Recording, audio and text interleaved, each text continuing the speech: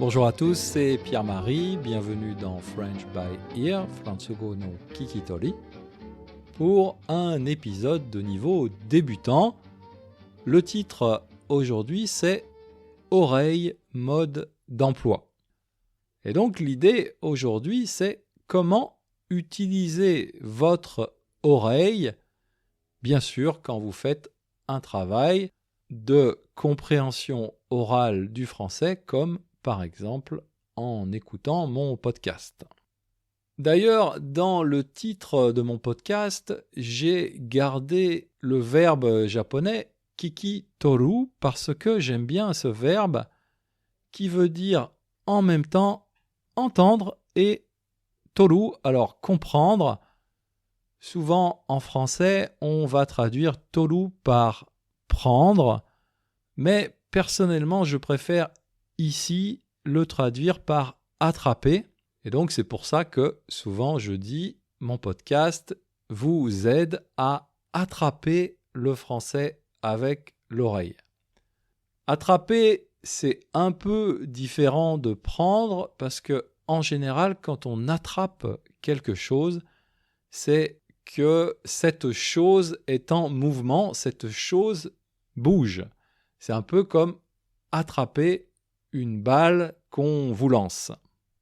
Et je fais souvent cette comparaison quand vous jouez par exemple avec un chien et que vous lancez une balle à votre chien, il va aller chercher la balle et ensuite vous la ramenez.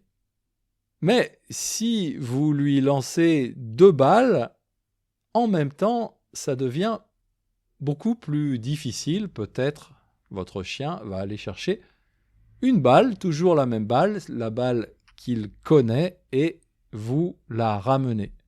Mais si vous lui lancez carrément 10 balles, 20 balles en même temps, votre chien ne va rien comprendre, il ne va pas bouger et il va vous regarder en vous disant « mais vous êtes fou ».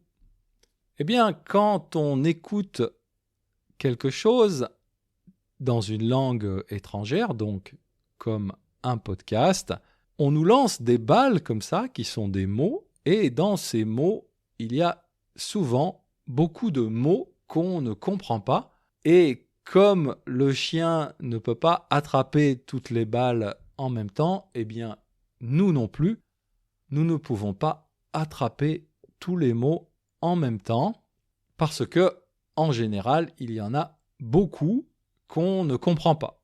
Alors, comment faire ? La semaine dernière, j'ai fait une petite expérience parce que j'écoute souvent des podcasts en japonais pour améliorer ma compréhension du japonais. Et donc, la semaine dernière, j'écoute un podcast et à la fin, je me dis « mais j'ai tout compris. J'ai tout compris. » J'étais content, mais j'ai dit « je vais vérifier ». J'ai donc téléchargé la transcription de ce podcast. J'ai écouté encore une fois avec la transcription et là, j'ai vu que oui, j'avais tout compris de la situation, de l'action, etc.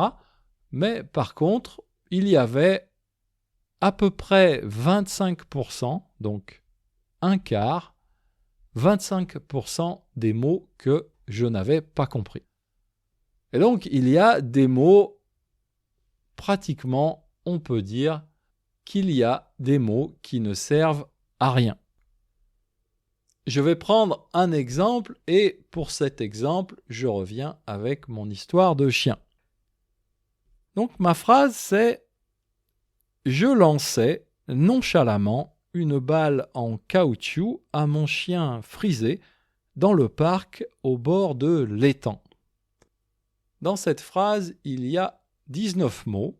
Certains mots sont compliqués, mais il suffit de comprendre 5 mots sur 19 pour comprendre la situation. Vous comprenez les mots « je »,« lancer »,« balle »,« chien » et « parc ». Ça suffit, avec ces 5 mots, vous avez compris la situation, alors que la phrase complète contient 19 mots. Et ça, c'est important parce que tous les mots n'ont pas la même valeur. Et donc, les mots qui ont le plus de valeur dans une phrase, c'est le sujet, le verbe, le complément d'objet direct. Si vous comprenez déjà ces 3 mots, vous avez compris l'essentiel.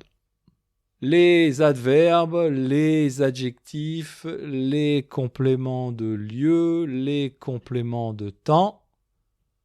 Ok, c'est intéressant, mais quelque part, c'est un peu de la décoration. Vous n'en avez pas forcément besoin pour comprendre ce qui se passe.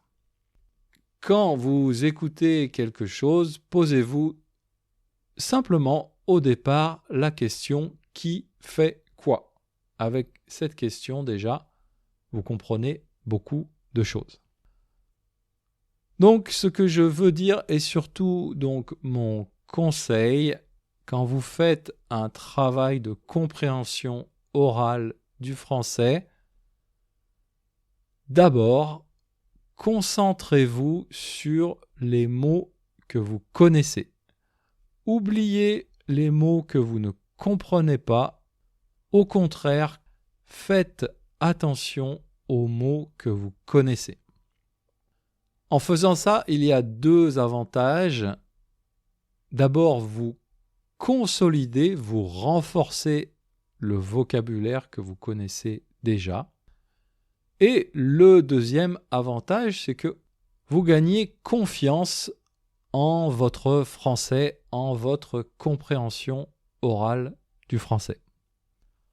Ensuite, dans un deuxième temps, c'est une bonne idée de réécouter, écouter encore une fois le même podcast, le même document, mais cette fois-ci, la deuxième fois, en faisant attention au vocabulaire que vous ne connaissez pas et dans ce vocabulaire inconnu, essayez de trouver quels sont les mots vraiment importants et ensuite, bien sûr, cherchez leur sens, leur signification avec un dictionnaire.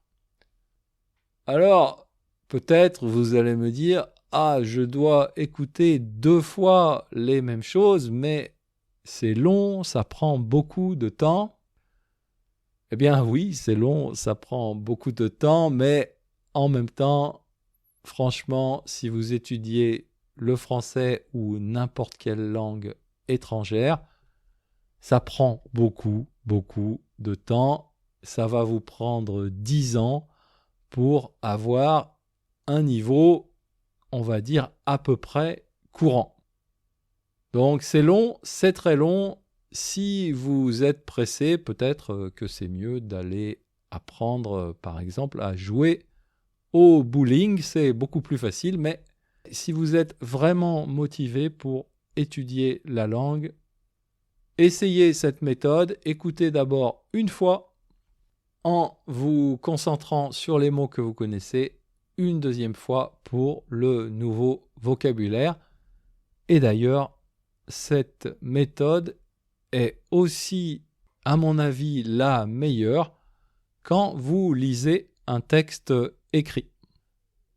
Voilà, c'est tout pour aujourd'hui. C'était un peu plus long que d'habitude, mais je pense que c'était important de bien expliquer ce mode d'emploi de l'oreille.